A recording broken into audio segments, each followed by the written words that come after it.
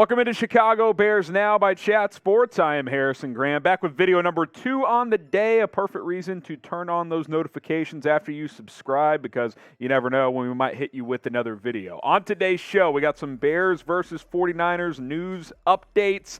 Injury report heating up, especially in San Francisco. George Kittle missed practice again today with that injured groin, and according to a report, his injury is not good.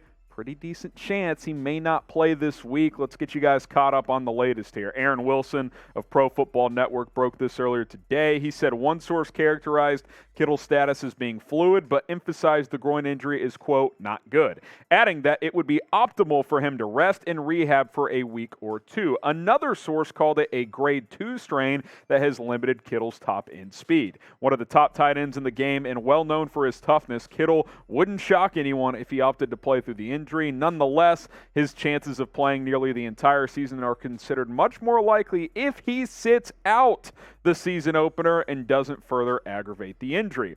There's a real chance that Kittle is out on Sunday against the Bears in the season opener, and that's obviously a huge deal for this first game, especially when you factor in what that could mean for Trey Lance. More on that side of it in just a second, but I just want you guys to go into your crystal ball and just predict it for us. Will George Kittle play on Sunday? Type Y for yes, type in for no, and just predict down in the comments. If he does, he won't be 100%, that I can promise you, but I want to know what you guys think. Will he play? Y for yes or in for no? Now, obviously, you got to prepare for him either way. If you're Matt Eberflus, Alan Williams, and this defensive coaching staff, it's not like you're like, Kittle's out, we don't even have to worry about him. No, the Niners aren't going to rule him out probably until game day if he does not play. So you're obviously going to have to prep for the all-pro tight end, and if he's out there, even if he's not 100%, he's obviously someone you have to key in on. He's one of the best tight ends and overall offensive weapons in the NFL, not just as a pass catcher, but as a run blocker in this rushing attack that San Francisco employs. Now, let's talk about the potential impact for San Francisco if he is out. Trey Lance on the road in his first real start, to me, I know he had one or two starts last year when Jimmy Garoppolo was injured, but his first real start as the starter, oh, and by the way, Jimmy G lurking in the shadows, he would miss Kittle tremendously. A good tight end is a quarterback's best friend, especially a young quarterback trying to make his way in the NFL, which is why Cole Kmet really needs to have a big year and be reliable for Justin Fields. That is true for Kittle and Trey Lance. Like, George Kittle needs to be that guy for Lance this year, and if you don't have him in week 1 and you're Trey Lance, that's a reliable target you can't lean on when things get tough in this matchup. Make no mistake, this is a huge storyline leading into the season opener at about 72 hours. Speaking of, 3 days left, and the subscriber battle continues to heat up between Bears Now, this channel, and the 49ers Report, our Niners channel here at Chat Sports. They've got a 526 to 520 lead in new subscribers. Bears fans, are you going to rise up? We're going to rise up to the challenge. If we beat them here at Chat Sports, good chance we're going to beat them on the football field on Sunday. So hit that subscribe button. We're bringing you videos every single day, sometimes multiple videos per day.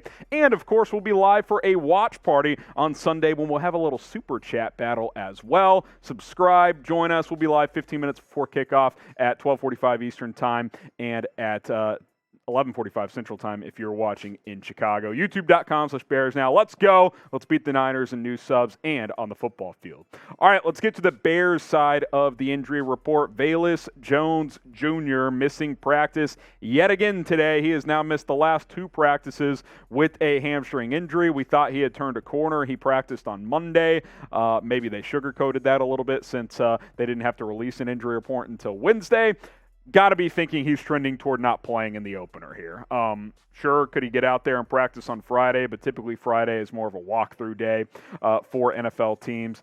Maybe there's a little bit more ramped up because it is the season opener and less miles on the legs early on in the season, but I have a fairly decent feeling that he will not be out there. Now, you look at the wide receiver depth chart, I don't know if it would have a massive impact on this game within the offense because he hasn't been out there a lot anyway in the preseason and in camp, but it's just one less body you have to work with an already, I don't want to say underwhelming, but definitely unproven receiving core after Darnell Mooney. Byron Pringle is somewhat proven, but it's not like he's lighting the world on fire before this season. Now, I think the bigger impact could be on special teams. I would project that Dante Pettis would handle punt return duties if Velus Jones is not out there. Maybe Khalil Herbert's the kick returner, or Treston Ebner, assuming he's ready to go. One of those two guys would probably handle kick return. Pettis would be the punt returner, which Pettis did it a lot in the preseason. He's done it throughout his career. I don't worry about that, but that is something to keep in mind. Now, rookie Dominique Robinson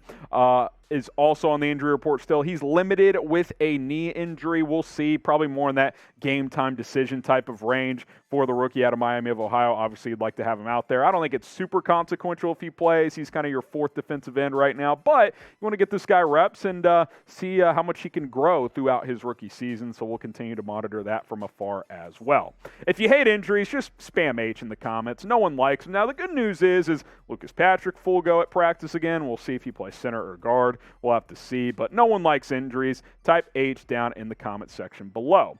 Now, what we also hate is those damn Green Bay Packers. And if you want to get your FGB t-shirts, I recommend you do it now because the Week 2 matchup in Green Bay at Lambeau Field is 10 days away. So you got to get ordering them today, tomorrow. Otherwise, it may not get in before that Sunday night game. Chatsports.com/FGB. I'm going to be repping this shirt in Week 2 on Sunday Night Football during our watch party. I want you guys to as well. And if you get your FGB t-shirts, message me on Twitter, just tweet it at me, just tag me in the tweet. I will show them on the show during that watch party. Chatsports.com/FGB. Let's go. Link in the comments and in the description. Get your FGB t-shirts today.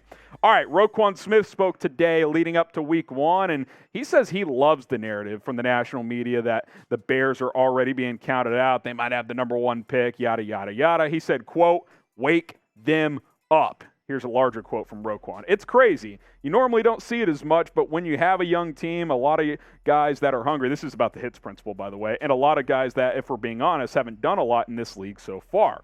When you have those type of guys in the locker room and a good leader in Eberflus and Allen Williams from the defensive side, it makes guys want to buy in like, okay, this is what it's going to take. Okay, we're all for it. Let's go. These players have clearly bought in to what Flus and Williams, this hits principle system that's been put in place on this football team. You can tell they weeded out guys that didn't want to be here. Jalen Johnson admitted it took him a while to buy in, but once he has, he's good to go. Roquan has bought in, and he's the leader of this defense. Robert Quinn is on board. Let's get it. Let's go. These coaches are connecting with these players, and that goes a long way because I think Matt Nagy had lost this team potentially 2 years ago, for sure last year, and you can't have that. You got to have your coaches and your players believing in one another, and so far that has been the case under Matt Eberflus. Haven't played a game yet, but as up to this point, I think it's all positive energy in Chicago.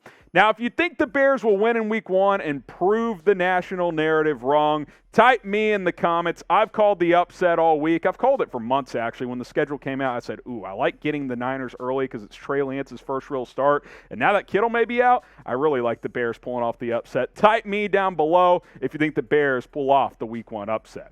All right, appreciate everybody for tuning into the show. We'll have a couple more videos between now and kickoff on Sunday. Subscribe, turn on your noties because we'll be live for a Bears versus Niners watch party in Week 1. Hit that sub button, if nothing else, to beat the 49ers report in new subscribers. All right, appreciate all the support. I'm Harrison Graham. We'll see you next time here on Bears Now.